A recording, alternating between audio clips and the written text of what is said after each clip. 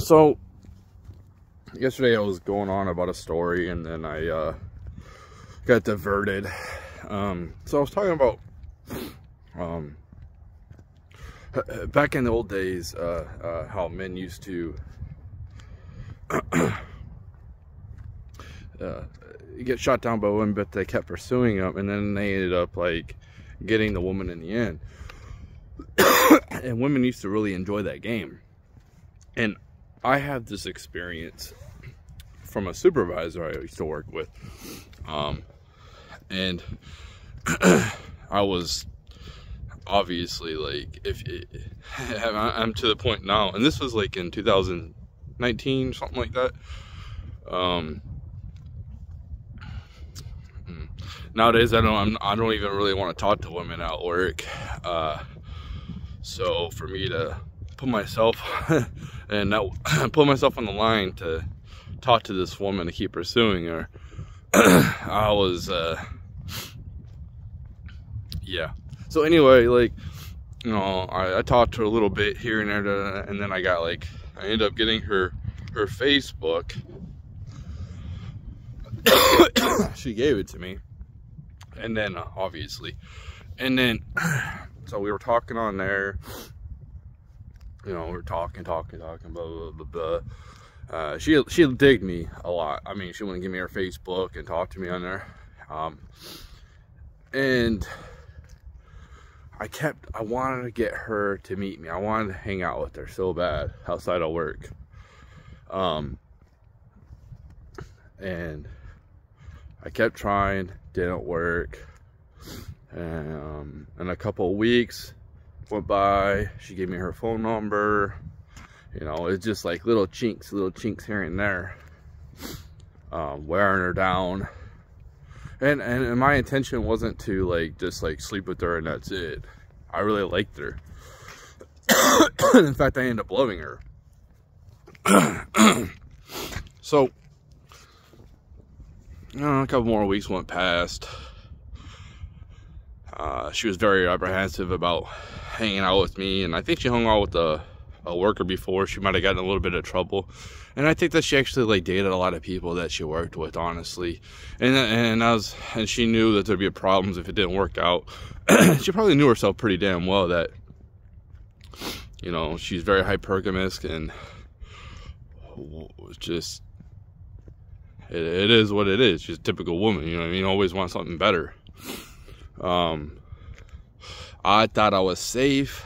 I was like, she's old, she's older than me, she's probably past all that bullshit. No. Old women are not past that bullshit. Like, some of them are. Some young women are. But most women. Anyway. So I finally got to hang out. Everything was good. Came over to my house a couple of times. Never went to her house, so she never let me know where she lived. And that's a big red flag. But she ended up coming and hanging out at my house like 3 or 4 times. Maybe 5 or something like that. I don't know. Anyway. But my whole point was, even though it didn't work out, there's that game, that cat and mouse game that women like that, like, let's see how much he likes me. I'll make him work a little bit. You know. So like, you can't do that no more. If a woman says no, that's it. Because if you keep on pursuing, it's just not good, because she's got so many options, man. You know, it's a clear cut. It's not like, I don't even know if women have crushes anymore. Maybe they do. I don't know. But I don't think they really have crushes in real life. Maybe. I don't know. I'm sure that they do. But definitely, men are definitely less valuable. But what I want to talk about too is this so crazy. Like, on my journey, holy shit, this woman I was in love with, I talked about her in the past. She's my ex-fiance, right? when we broke up, I went through so much PTSD, unbelievable. I couldn't sleep. I couldn't think about anything else but her for that first full year. It was so horrible, so horrible. And you think, like, I'm never gonna get over this person. A couple of years go by, I'm still not over her. I'm still thinking about her. Maybe not as much as, but I'm still thinking about her, and I'm still destroyed over it. What has it been? Maybe 8 years now, and I think it has taken me every bit of 5 years to get over this person. But like, it was so bad that, like, her car, I see it everywhere. And it was like the world was, the simulation or whatever this is God playing tricks on me to, like, rub it in my face. Like and it's not, it's bad enough that I have to be reminded of her myself, but then then that, I guess it was just a popular car, you know. It is what it is, but it's just like, this fucking is horrible. It was almost as bad as having to see that supervisor at work for a whole damn year after she like didn't want to talk to me no more, pretty much ghosted me.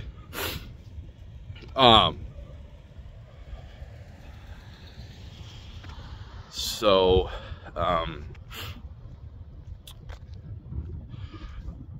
I was always afraid of seeing her on that dating sites, my ex-fiance or whatever. And the weird thing is, like, I don't take those sites seriously, man. They are not, they ain't worth shit. I'm swiping left mostly on people, honestly. Like, pretty much, I'd say 99. I'm pretty much, damn near close to how much women swipe left on men. That's how I feel I swipe on women on there. Even swipe left on hot chicks, man. Because, like, I don't even want to deal with that shit. Even if she was hypothetically give me a chance, like, I'm the fucking one that's supposed to be like, like, whatever, I don't care. I could sustain that. And at this point in my life, I don't just want to bang and that's it. It's just, the whole process of just, like, one night stands is just so fucking awkward and weird. It's cool before it happens, you know. As soon as the day's done, you don't even want to talk to that person again. It's so fucked up in our minds how men work. And then you see, like, that girl that you had a one-night stand with a couple weeks later, a couple months later, and you're like, damn, man, she's not looking too bad. What the fuck is wrong with me? Why am I not talking to her right now? And then you hang out with her and you're like, oh, shit. Yeah. Damn. I don't know. It all comes back. The whole fucking process is just so degenerate. You know, these red pill guys keep like, oh, sleep around, oh, it's okay to sleep around, and they complain about fucking chicks sleeping around. It's like, dude, how the hell are you supposed to sleep around unless you have someone to sleep around with? And you're causing, and like, oh, women are all like, yeah, women are all messed up, and you're causing the damage. So, like, how are you helping the situation? Okay, I'm just gonna make it worse. I'm just gonna add fuel to the fire. Let's just make it worse. Like, you're not doing anything positive. You're not helping her get past it. Whether people understand, like, people can change, very rare, but people can change. Anyway, so this person that I see on the dating site, which I was on a lot after we broke up, I was always afraid I was going to see her on there. I never did see her on there. I never want to see her out in public. I didn't want to see her at all. Like, I did. Like, I wanted her to, you know, like, obviously there's a part of me that, like, hey, listen, man, I was fucking wrong. I want you back so bad. Like, yeah, but that never happened, and it was really unlikely. So, like, I was looking at her little profile, and she's doing good, man. It makes me happy how much, you know, I know how low she was when she was with me when we got together. How I helped her through some of her major fucking problems that a lot of people can never come back from. And like, even though it didn't work out between me and her, I was still a net positive in her life, even though I don't get to reap the benefits of that. And that's something that I guess I've just kind of grown used to at this point in this type of life. And I don't mean to be the fucking victim mindset, but when you see the perpetual same fucking shit, like, you work hard, you do this, you do the right thing, and then you just fucking get shit on. You don't get any rewards, any benefits, and it's like, I felt like I would be fine in communism, honestly, because I feel like I'm already in there, man. I feel like I'm in a prison. I feel like all my money goes to my bills, so it's like, whatever. I'm not advocating for it, but it's just like, I think I could survive. I think I could adapt to it, because I already have it. I already know what it feels like to, like, keep moving forward without any type of carrot on my stick. To keep, you know, I'm on a perpetual treadmill that goes nowhere with no reward. That's how I feel. And whatever karma debt that I've incurred, it just doesn't seem like it's even like going anywhere, getting rid of at all, for all like the good things that, like, yeah, I'm a completely different person than I was a long time ago. I did a lot of bad things. I'm not gonna say I was perfect. But how much I've matured, how much I've overcome, how much I've grown, how much I fixed myself, all on my own. This is without anything else, and, you know, just wisdom for people I hear, and then like fixing myself, and then still don't get to reap any benefits. So it's like, I guess that's why I'm like, this life is pointless, it's fucking boring, I can't wait till it's over. It's because it's just like fucking pointless to me. I don't like, except for like a couple of people who are close to me, namely my kids, and then maybe like a parent or something. Like, if I died tomorrow, no one really give a fuck. People will just, you know, that's okay. I don't care. I don't care about having a ton of people come to my fucking funeral. I just don't give a fuck. I'm fucking dead. Who gives a shit? Who gives a fuck? It means more. I guess the only thing that represents is the people that have been in my life that actually give a fuck about me. So, yeah. I mean, I'm a pretty quiet person. I'm pretty keep to myself. I stay out of trouble. I'm very selective who I allow in my life. So, especially now, it's even worse than it was before. So, anyway, with her, she seems to be like thriving pretty well. Like, she's got a pretty good job. So what I was conflicted is because, like, I seen her on the dating site, and I was hoping that like she would stay with her kid's dad, you know what I mean? Like, she ended up getting another kid after meeting her, and I was hoping like it would work out for the kid's sake, you know what I mean? Like, and then just that's just unfortunate. It's so unfortunate. It's so normal that people just don't stay with the fathers, or it's just sad. It's sad that a broken family is just the fucking norm. Like, these kids are going through so much. People are like, oh, wait, is there a mental illness? What? I don't fucking know. Maybe it's because they live in a fucked up, unstable environment. I don't know. And I'm not saying that's about her specifically.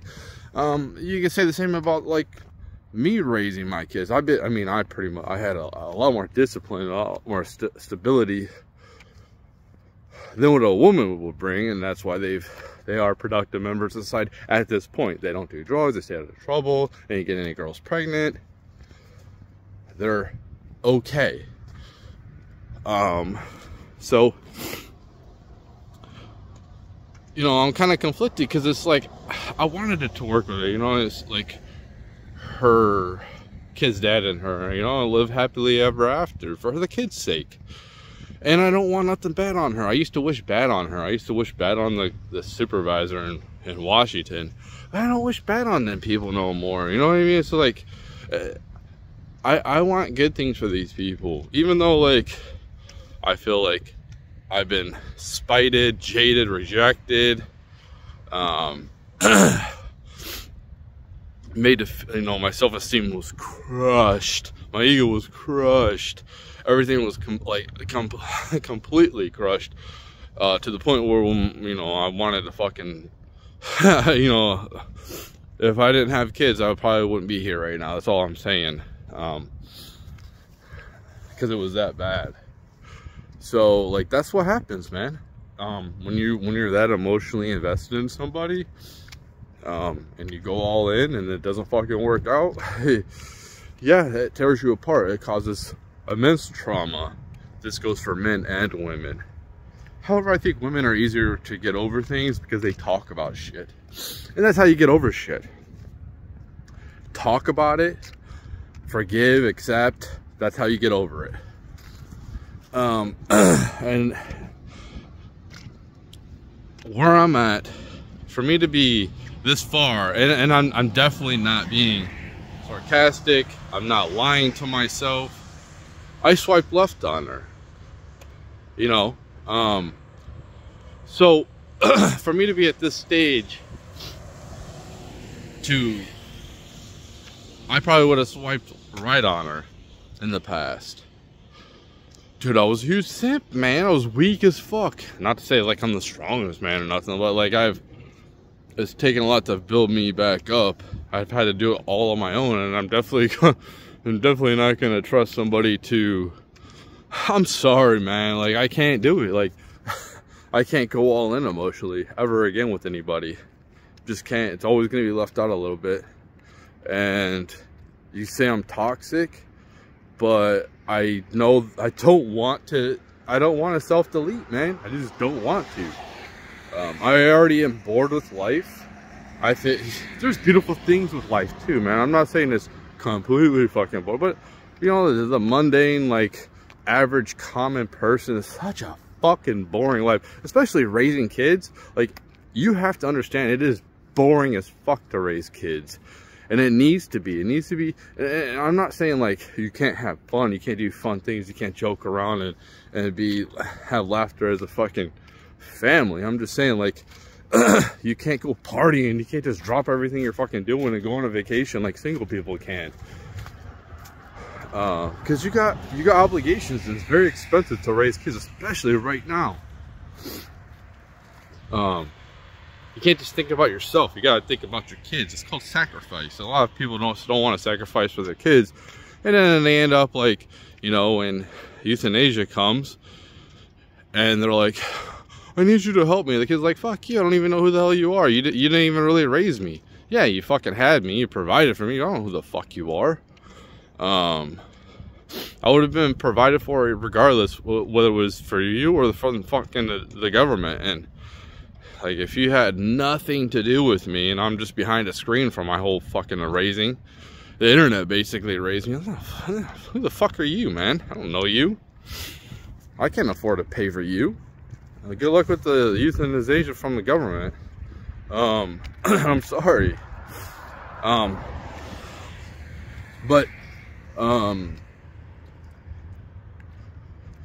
So if you are in a rough spot with somebody, it will get better. It takes a long time. Talk about it. Don't do drugs. Don't drink. Kind of deal with the fucking problem. Grieve. Just feel it. Deal with it. Talk about it. Do what you gotta do, man. Go to a therapist to talk about it, since nobody wants to hear it. If you're a man, if you're a woman, you know, it's easy for anybody to listen to you. But for a man, nobody gives a fuck about us. Nobody cares about our fucking problems. When somebody's like a little bit nicked up, you know, out in the fucking, at work or whatever, like they hit their arm on something, it's kind of like, dude, toughen up, man. Get back to fucking work. Like, quit being a bitch. Same goes for me. Oh, I'm fucking, no, your ass, like, unless your fucking arm is broken or like you're seriously fucking hurt, quit being a fucking bitch, man. Seriously, that fucking shit happens to me all the time. So you don't really get a lot of empathy for other men. You definitely don't get empathy. You might get empathy from women, but they will lose all respect for you and they won't ever be attracted to you. So other than just like friends, so yeah, you can't really spill your heart out to the person that you are sleeping with, because they will end up being unattracted to you. They'll look at you as a weak man. And that, it's not every fucking case. I'm just saying that the majority of the cases. You want to talk as a man, you got to find some people to talk to. Go to a therapist. Pay somebody to listen to you. Because that's essentially what it is. You're just paying somebody to listen to you.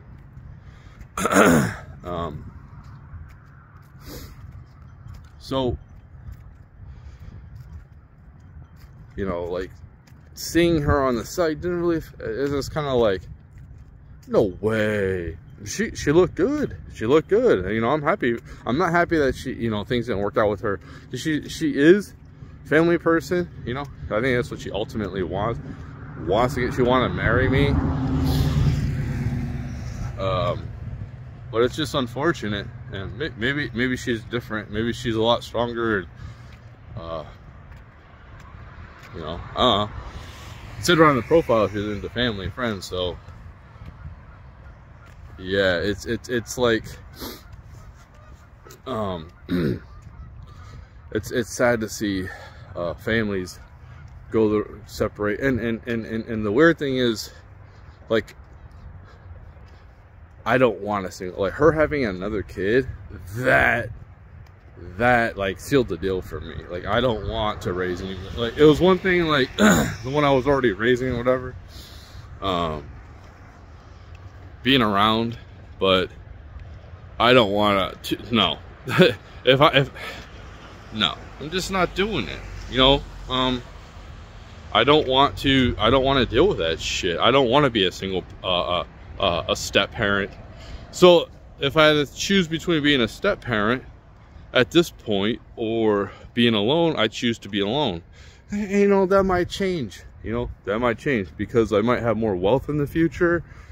I just don't feel stable. I don't feel like, you know, I shouldn't even really be out here dating. You know, I don't have enough money. So it's like, you gotta have money. If you want to date, you gotta have money. And that's just how it is. Because you want to take your woman to do fun things. They like stuff. You have to buy them shit. You gotta buy them Valentine's shit. You gotta buy them birthday fucking shit. Yeah, you know, because they're like overgrown kids. That shit's all, you know. Like my kids this year, 18, 19-year-old, I told them, listen, we're not doing Christmas, man. With the whole presents, I don't want to do that. Because I don't want anyone to get me a present, and I don't want to get anybody else a present. I'm getting my best friend a present because I kind of gypped her in the past, big time, especially on her birthdays and kind of Christmas. So I kind of like have a cool idea of present I'm sending. And I actually put some skin in the game this time and spent a good chunk of money because, like, she, you know, I don't want to go to her business, but like going through a rough patch and. You know, and I care about her and she doesn't really deserve it, so it is what it is. You know, maybe it might brighten up her holidays. And she, you know, it kind of, she wanted a relationship with me really bad before, and I'm not so certain that she still does, but me and her have like a weird relationship. So it's you know, we're friends, and I made that clear. And I made it clear I didn't want to go past anything serious, and that was mostly because I don't want to go into her business. She's cool as fuck though, and all I want to say is, like, you know, having a breakup, and man, that shit fucking sucks, man. It really fucking does. But you can use it to like excel and really move forward into something else. You can use it as motivation. Take the first couple of weeks, grieve it, feel it, deal with it, and then, man, the best thing you can do is get into the gym. You don't want to be sitting around for fucking drinking and doing all that shit for months after you broke up. Like, you need to fucking deal with it, which sucks, which nobody wants to, so they usually go to drinking and really fucking feel it. Cry. I've cried over them, I'm not gonna lie. I rarely fucking cry, dude. Rarely. But I did over them, I'm not gonna lie. So yeah, deal with it. Focus on other things, improve yourself. You can really like level yourself up when you go through that pain and suffering. And that's why I say, like, our society needs pain and suffering to try to heal. That's the only way, because people are just going to keep on doing what they're doing until actual pain and suffering comes. So that'll be it for this video, and take it easy.